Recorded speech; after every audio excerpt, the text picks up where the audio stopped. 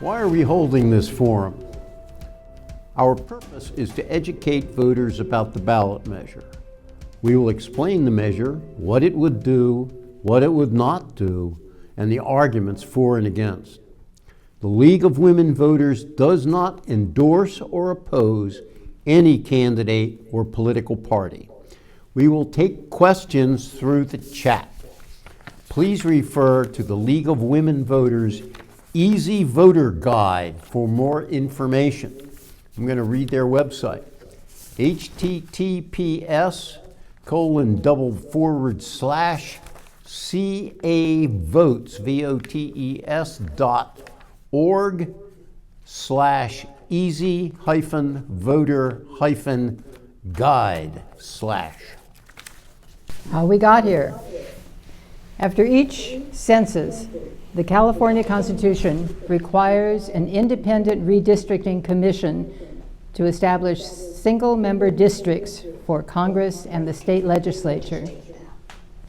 It provides criteria and prohibits partisanship and incumbency as factors.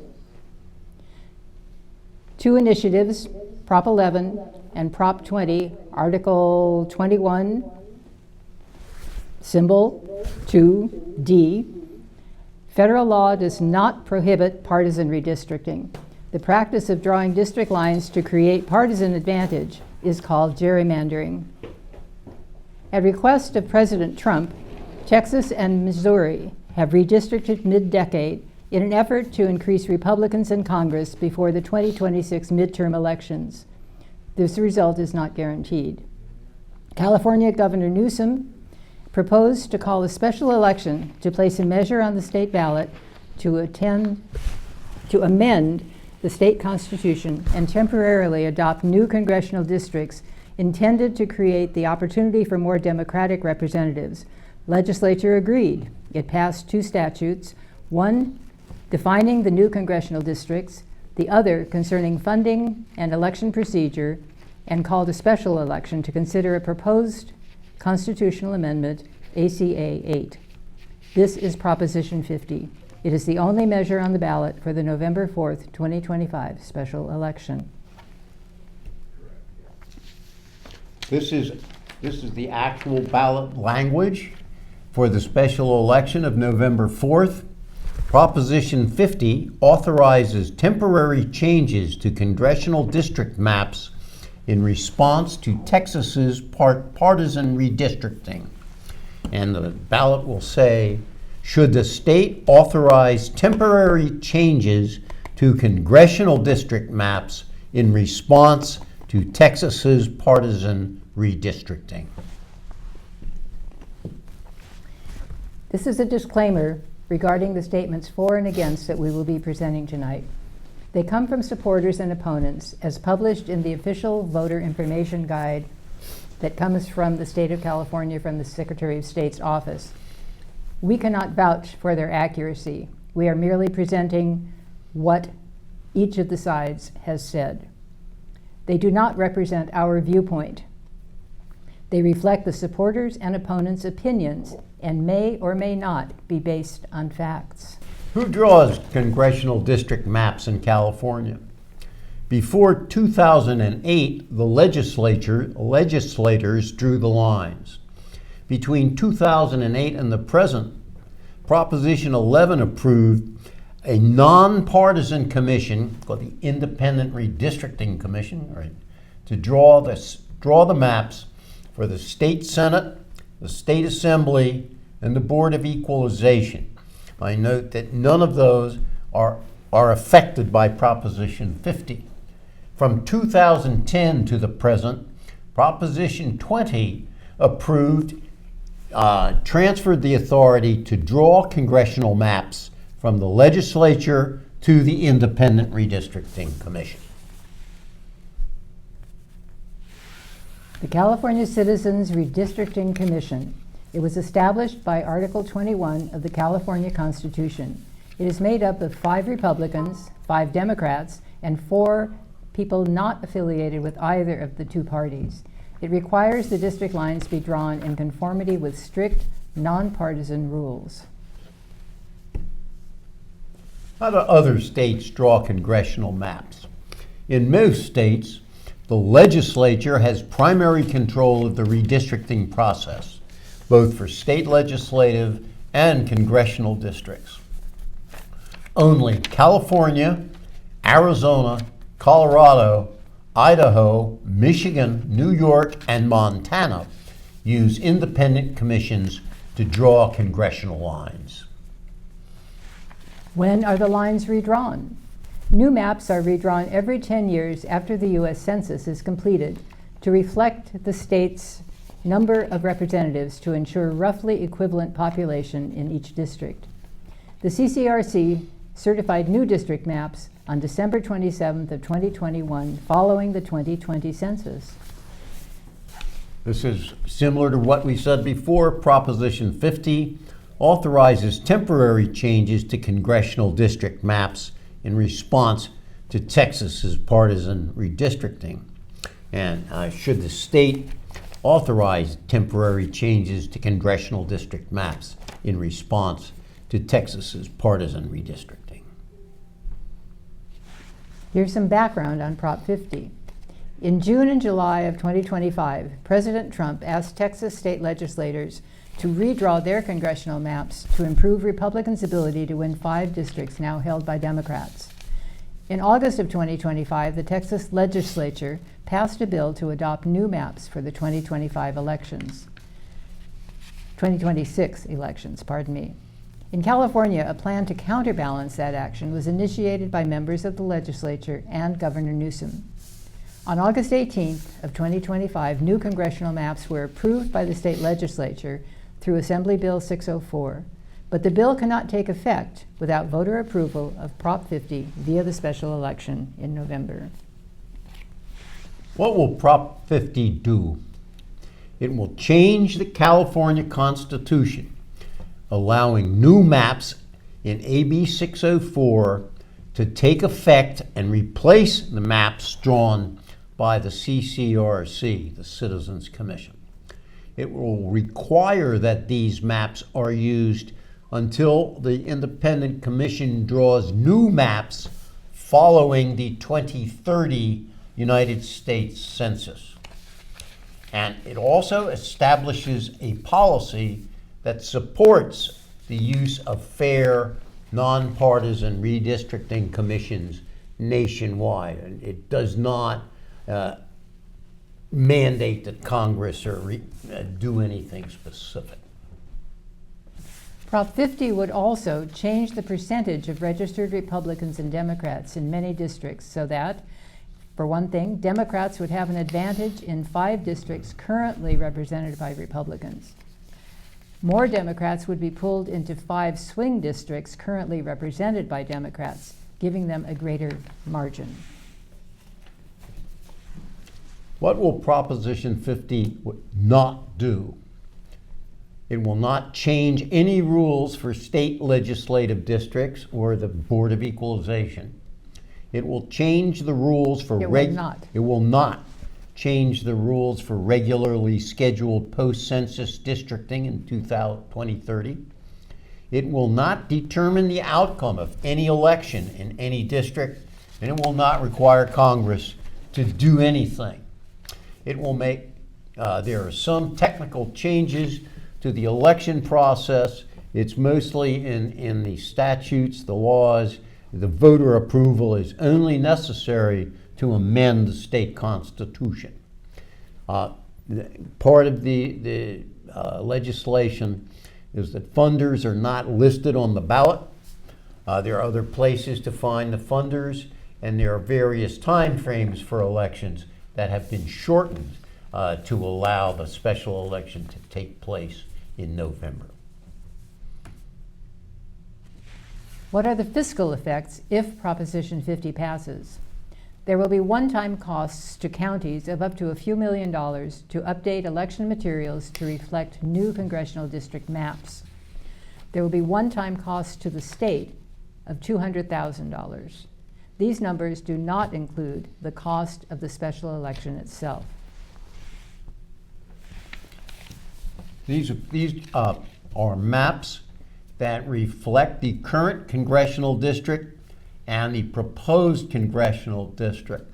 You can zoom in if you go online to the official election materials. You can zoom in on your particular district, and they will indicate what the changes are and what the difference in percentage of registration changes is of well. Might as well indicate that Santa Barbara County, the districts will not change. There's a very slight change in the district in Ventura. Very minor. Very minor, and the net result from the official material indicates that the Republican registration in the district will increase from 26% to 27%. And you notice as you're looking at these two maps that the vast majority of the changes that are proposed are in the northern and eastern part of the state. Here are more detailed maps showing our particular region. Santa Barbara County is part of District 24. San Luis Obispo County is partially in 24 and partially in 19.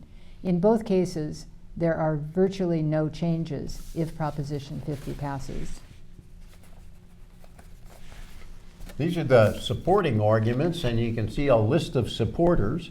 I'll list some of the prominent ones: Barack Obama, Gavin Newsom, the California Professional Firefighters, the Federation of Teachers, the State Federation of Teachers, the SEIU State Council, Indivisible California, Planned Parenthood affiliates of California, and the California Democratic Party.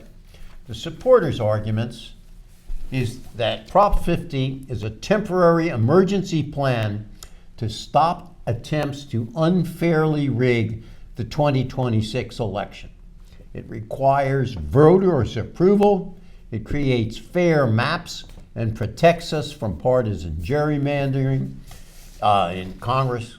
It keeps California a leader in fair elections, and it strengthens democracy by making sure Republicans don't have an unfair advantage in Congress. These are the arguments that the opponents to Prop 50 have put forward. And here are some of the primary opponents: Charles Munger Jr., Arnold Schwarzenegger, Kevin McCarthy, Carl DeMaio, California Business Roundtable, Congressional Leadership Fund, and the Republican Party of California. There are others. These are the most prominent ones. The arguments against are that it is a power grab by politicians, that it replaces an open public process, that it hurts fair representation, that it lets politicians control district lines for years and could open the door to permanent control. And they claim that it costs taxpayers $200 million. We are not sure where that number came from. Where can one get analysis and arguments? The official analysis by the legislative analyst is online at https://lao.ca.gov. There's a ballot analysis. Then there's a voter information guide. It's got a very long online. I'll read it. vig.cdn.sos, that's Secretary of State, .ca.gov/2025/special/PDF/complete-vig.pdf. The arguments for and against are summarized in the Easy Voter Guide and may be found in several sources online.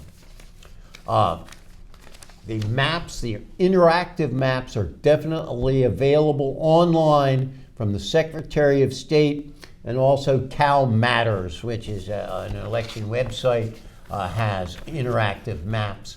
And the local media has various descriptions of what happens to the particular districts that are an issue. As we've noted before, Santa Barbara County remains, the entirety of Santa Barbara County remains in the 24th district, and there are some very minor changes in Ventura, I think around the Santa Paula region.